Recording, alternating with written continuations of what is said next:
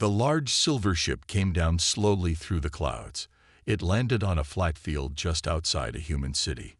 People stopped and stared. Some took pictures. Others watched in silence. It was the first time an alien ship had landed on Earth. The Galactic Accord had sent a team to visit Earth. They wanted peace and friendship. The team was made up of beings from many planets. The leader was Ambassador Tvol, a tall creature with smooth green skin and glowing eyes. Tvol had visited many planets before, but Earth was different. He felt it the moment he stepped off the ship. Waiting for them was Carla Freeman, Earth's ambassador. She had short brown hair, a friendly smile, and a strong handshake. "Welcome to Earth," she said. Tvol nodded politely. "We thank you for this invitation. We come in peace." The visit started well.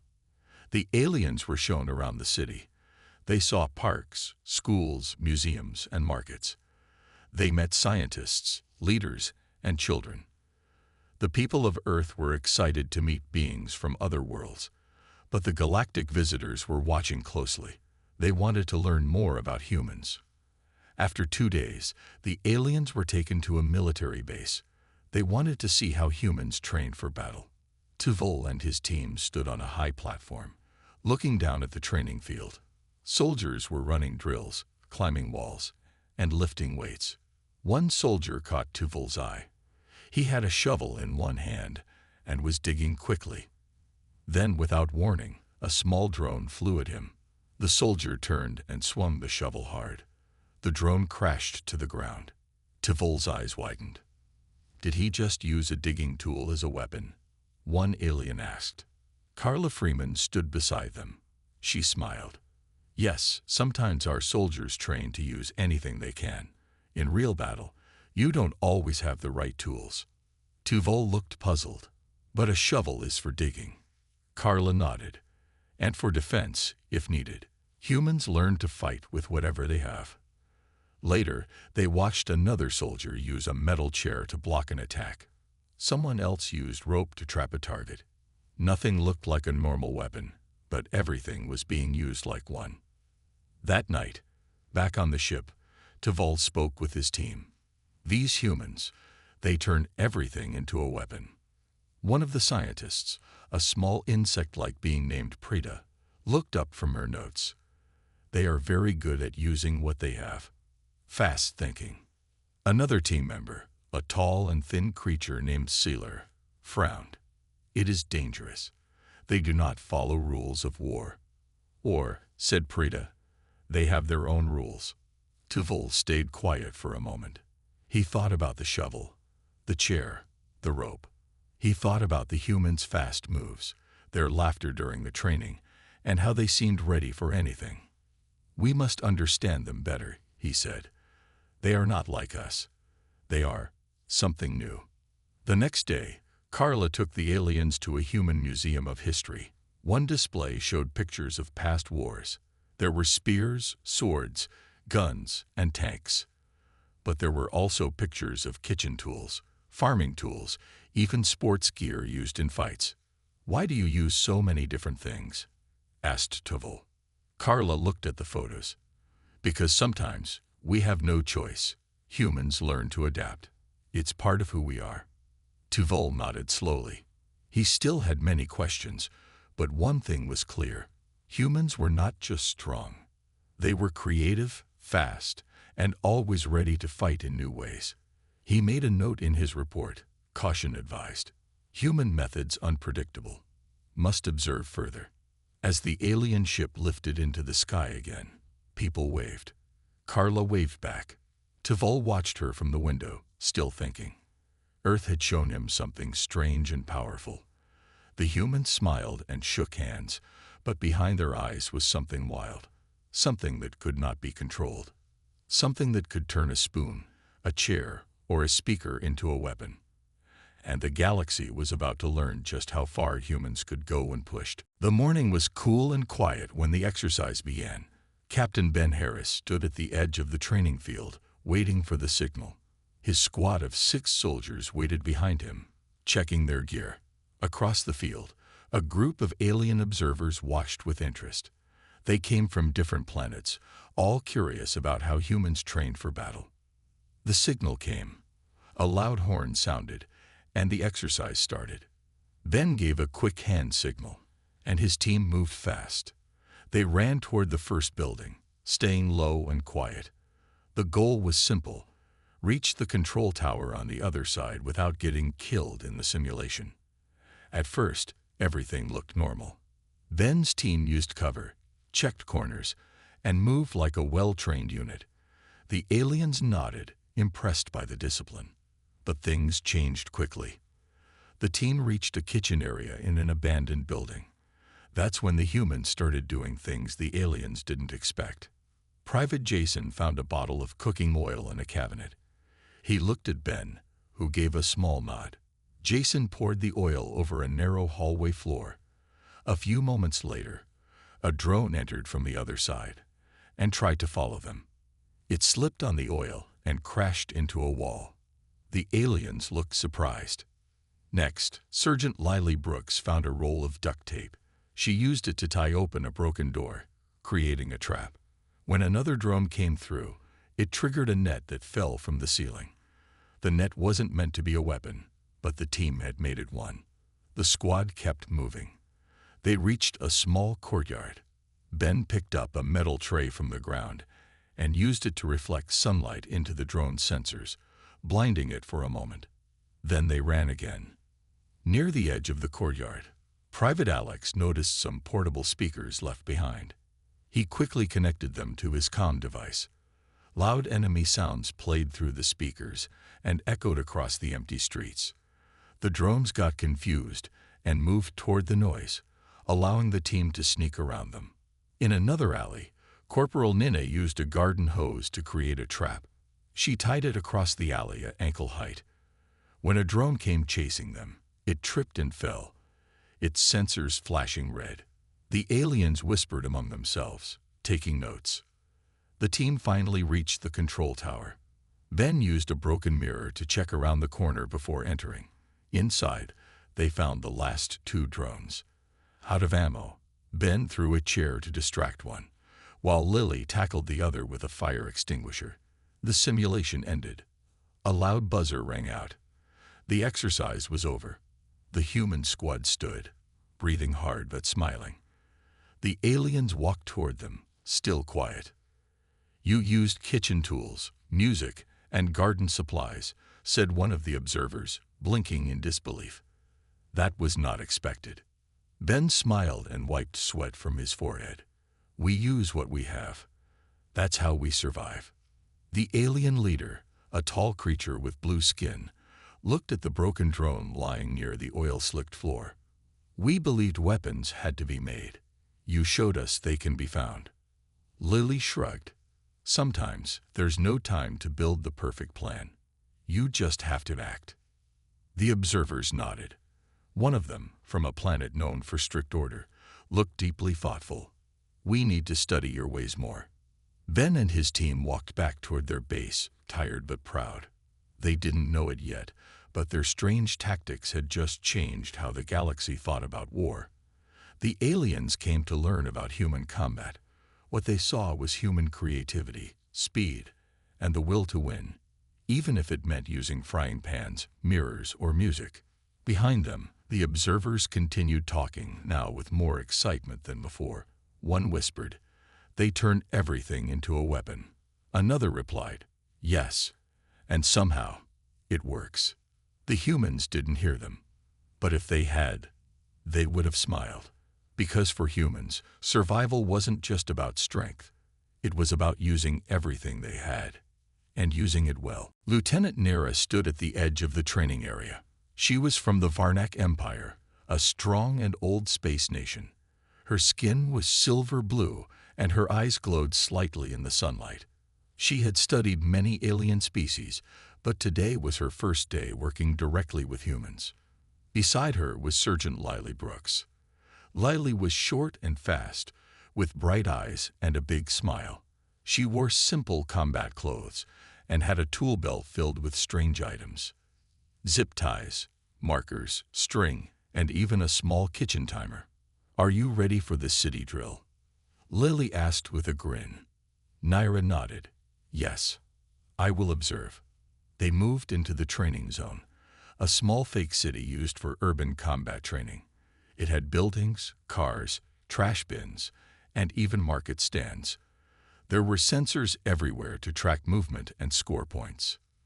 Lily led the way, moving quickly but with care. She stopped by a trash bin and lifted the lid. Inside, she found a metal can and tossed it aside. Sometimes people hide traps here, she said. Naira watched and took notes. You check everything. That is not efficient. Maybe not, Lily said, but it keeps you alive. As they moved forward, Lily used chalk to draw a mark on a wall. That tells my team this area is clear. Naira looked confused. You have no digital system for that. Lily shook her head. Sometimes tech fails. Chalk doesn't need batteries. They turned a corner and saw a group of training drones coming their way. Lily pulled Naira behind a food cart and threw a small smoke bomb. It exploded, filling the street with thick smoke. Then she pulled Naira through a side alley. You do not follow standard tactics, Naira said. We follow what works, Lily answered. They entered a building. Inside, Lily knocked over a small shelf to block the door. Then she grabbed a plastic bag from the floor and filled it with flour from a nearby kitchen shelf. What is that for? Naira asked. Distraction, Lily said. When the drones entered, Lily threw the bag at them. The bag burst, covering the drones in white powder and blocking their sensors. Lily kicked one drone over and pulled Naira toward the stairs. They'd reached the roof and used a metal pipe to slide down to the next building. Naira held on tight, clearly nervous. When they landed, she looked around. This is chaos. Lily laughed. This is survival. They kept moving. In a back alley, Lily tied a piece of string across two posts. A moment later, a drone chased them and tripped over it. Lily turned and threw a rubber ball at the second drone, knocking it sideways. Naira watched all this with wide eyes. She had trained with order and clear steps. But the humans did not fight like that. They changed plans every second. They used whatever was near. They worked together without saying much, using hand signs and looks. When the drill ended, they sat down to rest. Naira was silent for a long time. You okay? Lily asked, drinking water. Naira nodded slowly. I have studied many armies, but I have never seen anything like this. You use toys, food, and garbage in your battles. We use what we have, Lily said. We don't wait for the perfect tool. We act. Naira looked up at the fake city around them. It looked like a normal place. But to the humans, it was a battlefield full of weapons. You turned everything into a fight, she said quietly. Lily smiled. Not everything. Just when we have to. Naira knew now why other alien leaders were worried. Humans did not need strong weapons. They just needed time, space, and a bit of imagination. As they walked back to the base, Naira looked at a simple soda can on the ground. She picked it up and held it. Lily saw her and laughed, thinking of ways to use that. Naira smiled for the first time that day. Maybe. I am learning. And she was.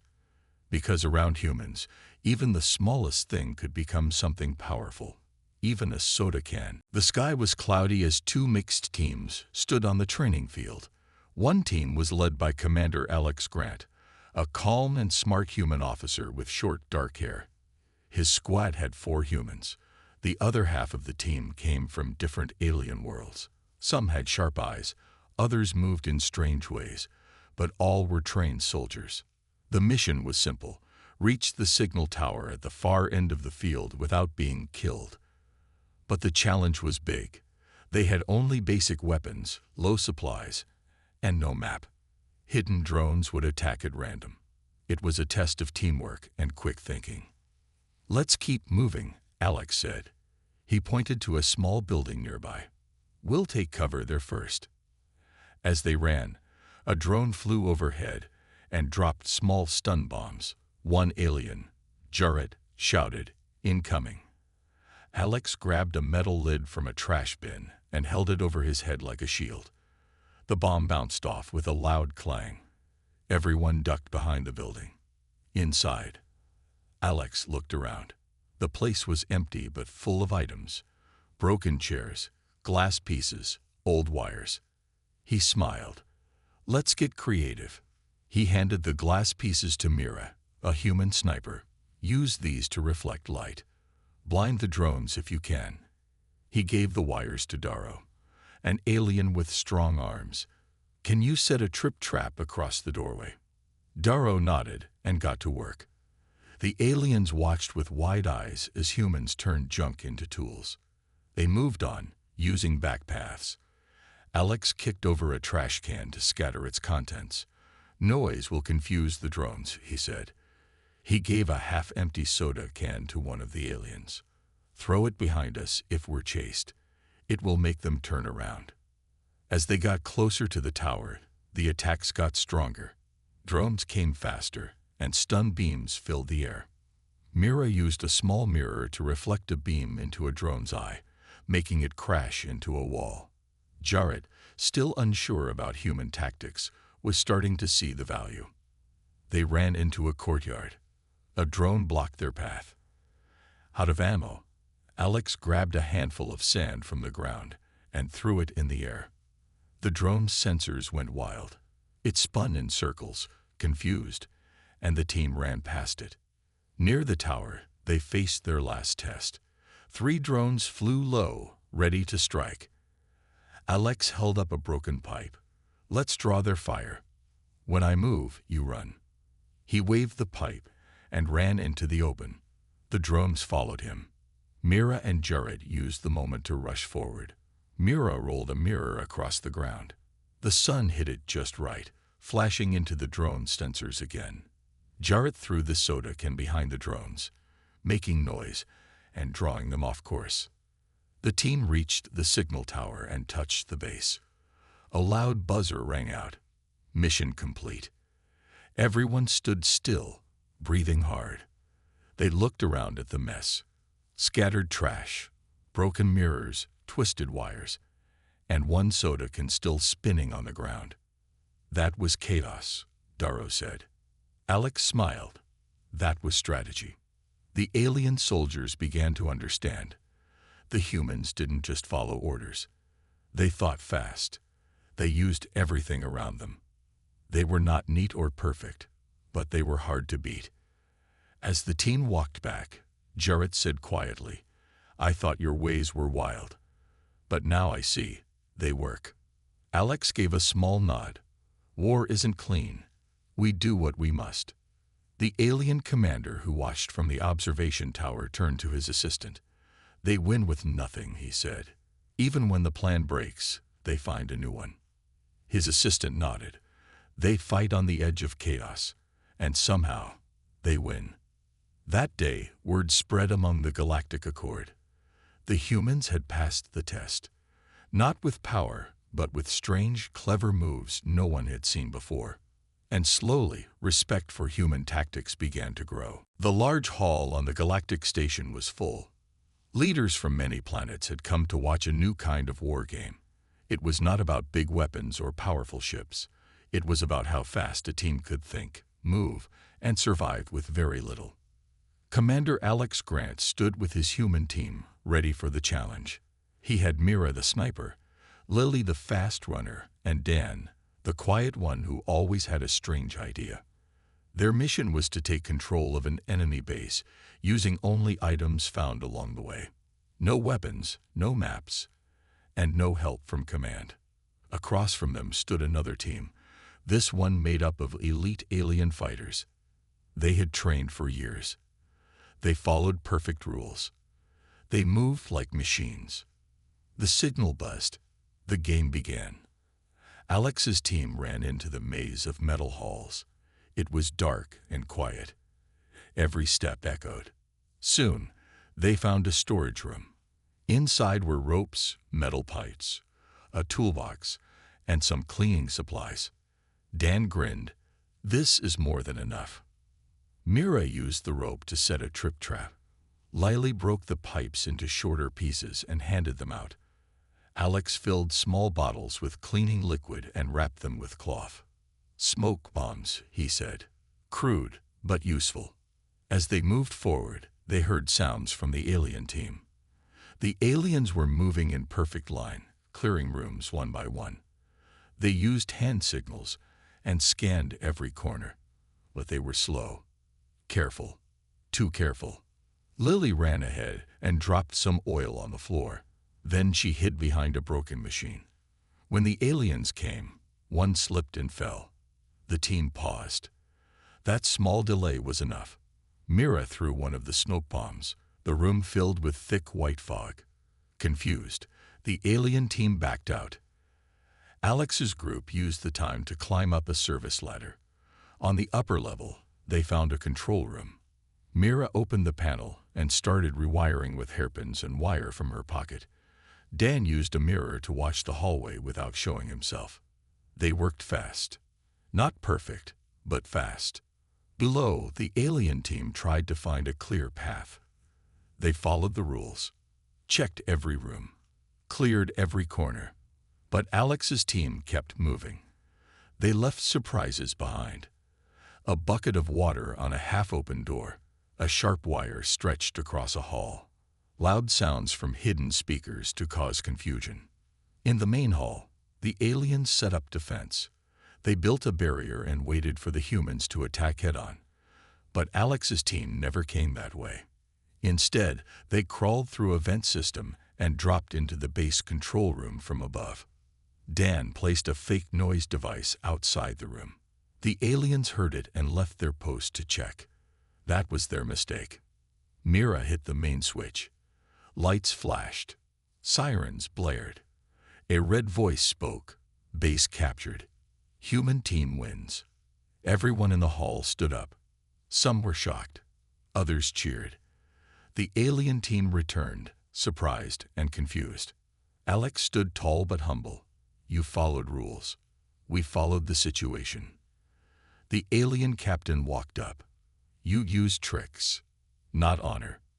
Dan smiled. No, we used ideas. A council member stepped forward. This test was about survival, not tradition. The humans showed speed, thinking, and use of the environment. More leaders nodded. They had seen it clearly. Humans did not wait for the perfect moment. They made their own. Later, as the teams shared a meal, the alien captain sat with Alex. Your ways are strange, he said. Alex handed him a small fork. In the right hands, even this can change the game. The captain took it, looked at it, and smiled. Perhaps there is more to learn from your kind. That night, reports were sent across the stars. Human initiative had changed the game. And many began to wonder what else humans could do with nothing but their hands, their minds, and their will. The sun was setting on the planet Loris, where green skies turned orange in the evening. Commander Alex Grant walked beside Captain Varna, a tall warrior from the stone-skinned Trag race. They had just finished a joint patrol after a long week of training. Varna looked serious. Your people fight like fire, fast and wild. Alex smiled. We do what we must. We have armor, shields, great weapons. Still, your team wins. How? Alex picked up a small rock and tossed it in the air. Because we don't wait for the right tool. We use the one we have. Varna nodded slowly, thinking. That is not how we were taught. Behind them, the human team and Trag soldiers shared food and stories. Laughter filled the air.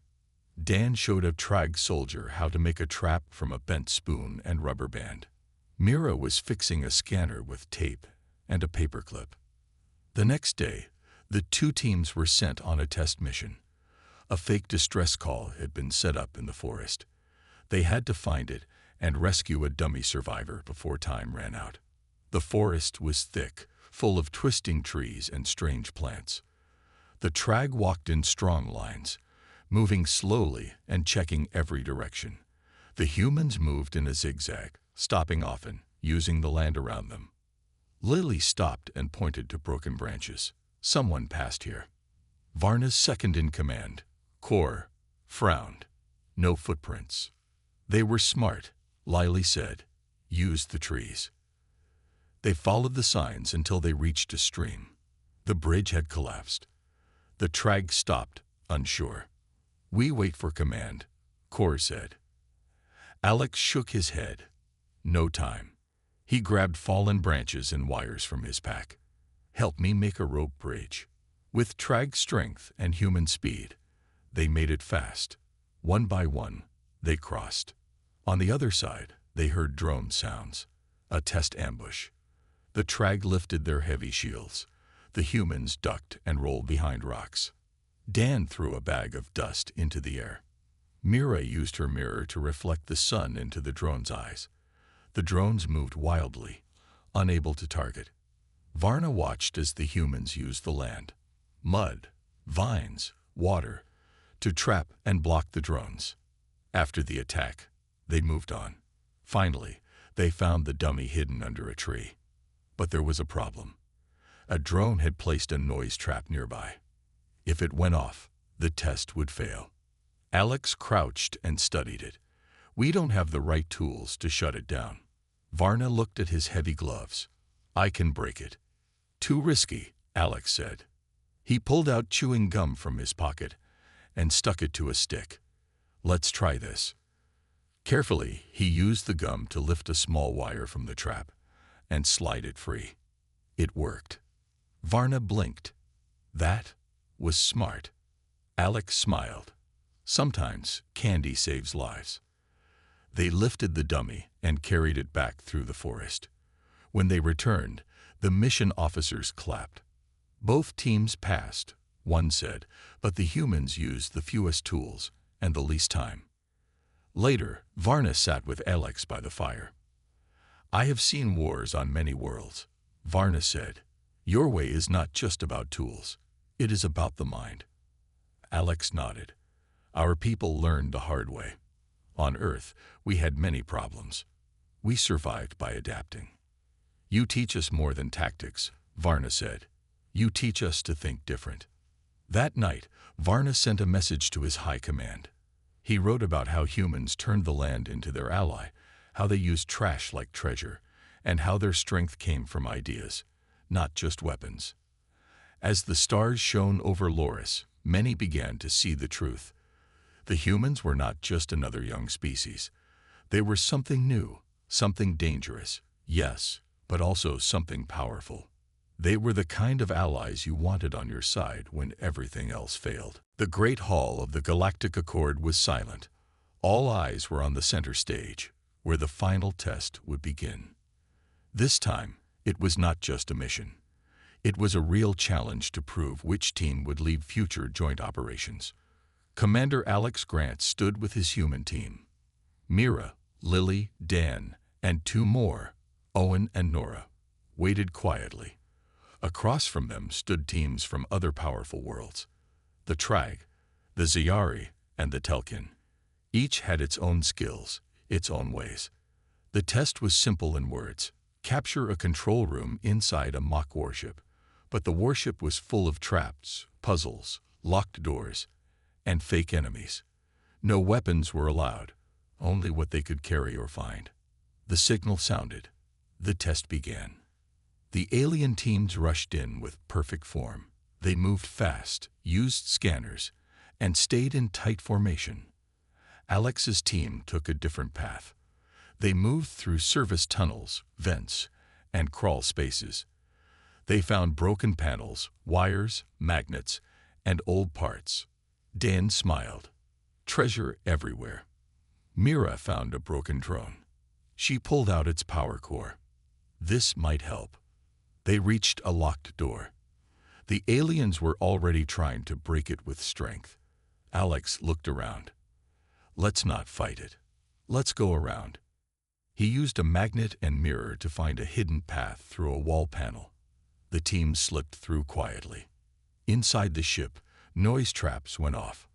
Lights flashed. The alien team stopped, unsure. The humans dropped to the ground. covered their ears and waited. Then they moved again. Lily used cleaning spray and a lighter to make a flash signal. It scared off the fake guards. Nora rewired a control pad with a paperclip and a copper wire. Owen used a spoon and a water bottle to echo fake footstep sounds down a hallway, pulling drones away. In the middle of the test, the alien teams were stuck at a sealed blast door. They argued over how to open it. Alex's team reached the same door from the other side. Dan tapped it with a small hammer, then smiled. "Hollow. We can go under." They dug under the metal plate using parts from a vent cover. It took time, but it worked. When the humans slipped through, the control room was in sight. But the final trap was there. Laser sensors blocked the path. One wrong move, and the test would end. Alex looked at the floor. Shiny surface. "Mirror. Your mirrors. Let's reflect the light." They worked fast. Using mirrors, shiny tools, and even a polished belt buckle, they bounced the lasers away from the path. Then, with slow and careful steps, they reached the panel and unlocked the room. The siren stopped. A calm voice said, "Control room captured. Human team wins." The hall went quiet. Then the leaders stood and clapped. Some smiled. Others looked confused. Later, the teams met for feedback. "You move like ghosts," said the Zayari captain. "No noise. No trail. We followed the problem, not the rules." Alex replied. The track leader, Varna, stood. They used nothing and turned it into victory. The Galactic Council leader stepped forward. "Today, we saw something rare. Humans use the broken parts of war to win peace. Not power, not fear, just smart, fast thinking." He turned to the room. "From now on, human teams will lead in special missions. They will train others. They will teach this new way." Dan whispered, "We're teachers now." Alex laughed. "Looks like it." That night, ships left the station. Messages were sent across systems.